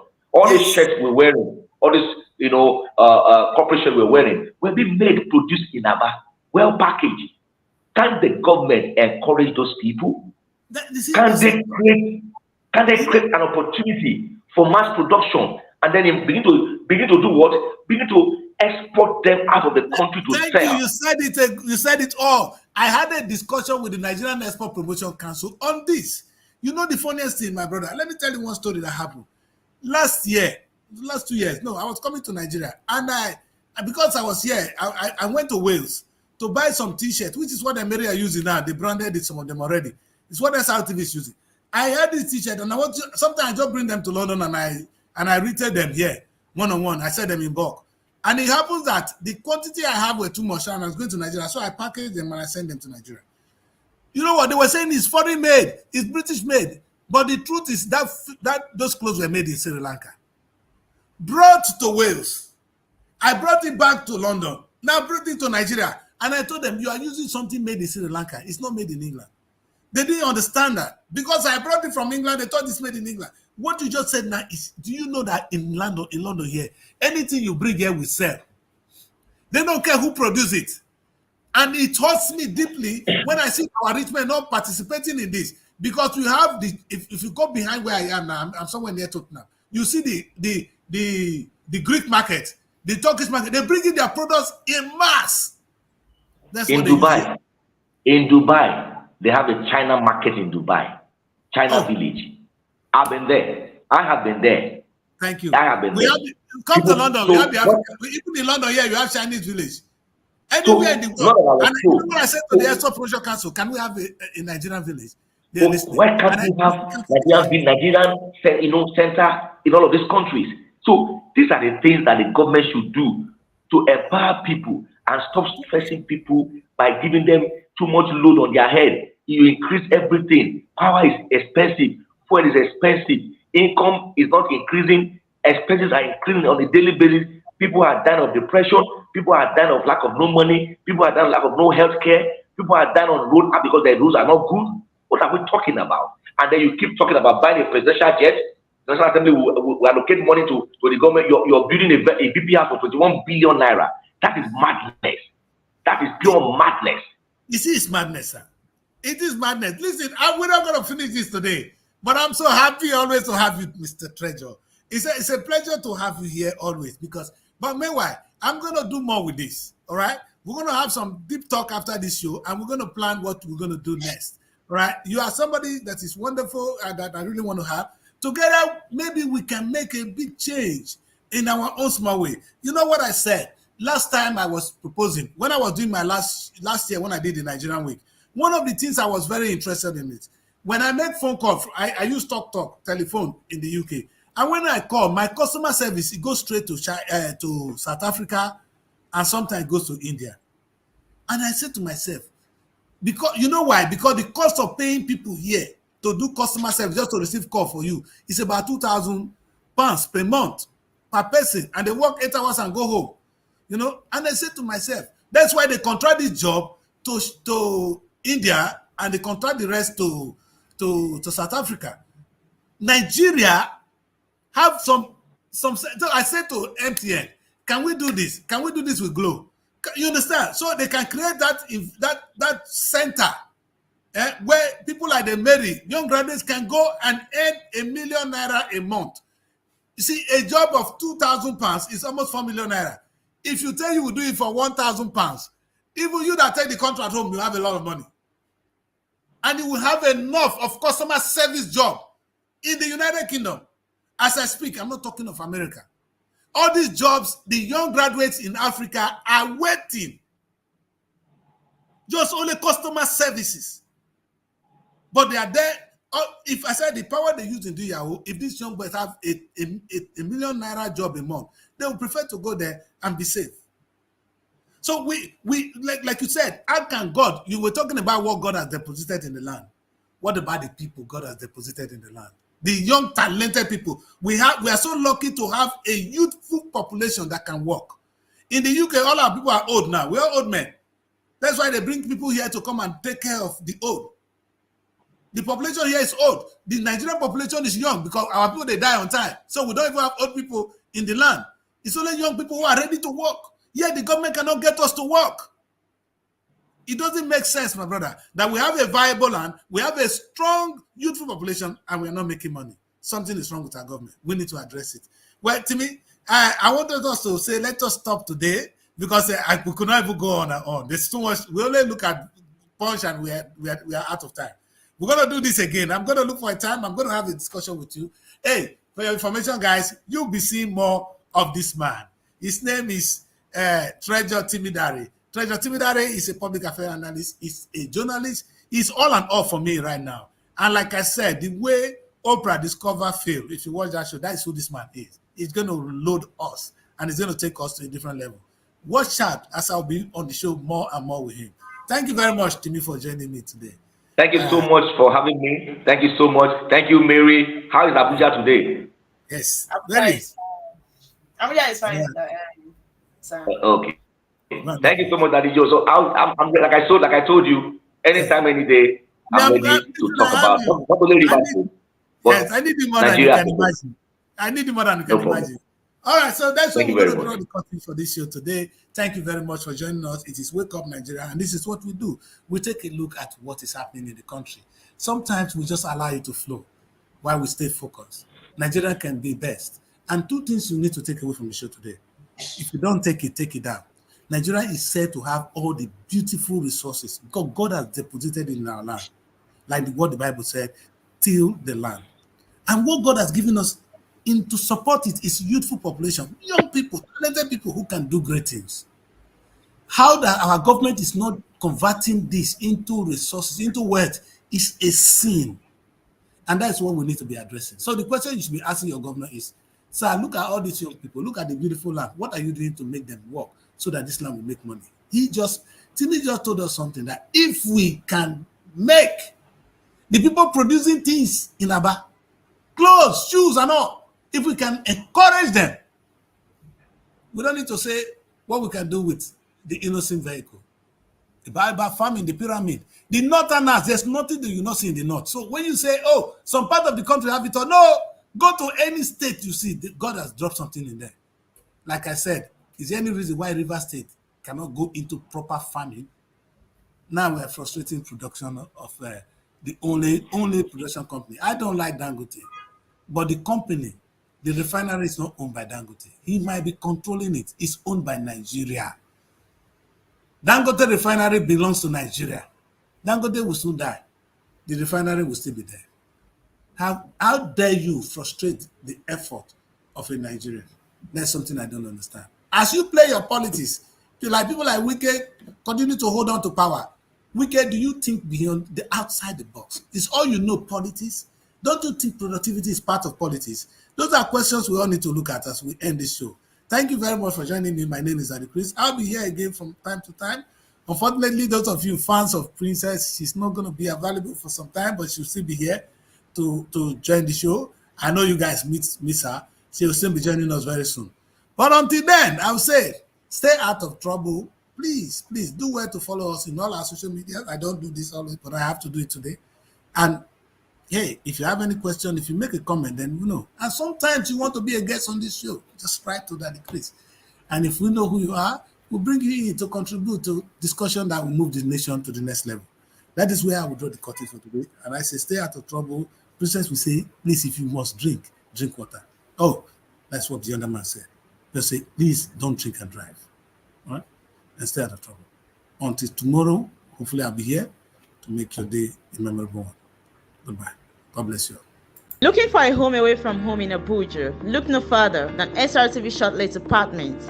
Our fully furnished apartments offers everything you need for a comfortable and relaxing stay. Unwind in spacious rooms with exquisite ambience. Cook delicious meals in our well-equipped kitchen and relax in our comfortable sitting rooms watching your favorite shows. And guess what? 247 Wi-Fi available. But that's not all. SRTV goes extra mile by providing a car to take you around town during your stay. No need to worry about navigating public transportation or hailing taxis. Explore Abuja at your own pace. Book your SRTV shortly apartment today and experience the perfect blend of comfort and convenience. You can reach us by calling this number 070-6237-9915 or 080-70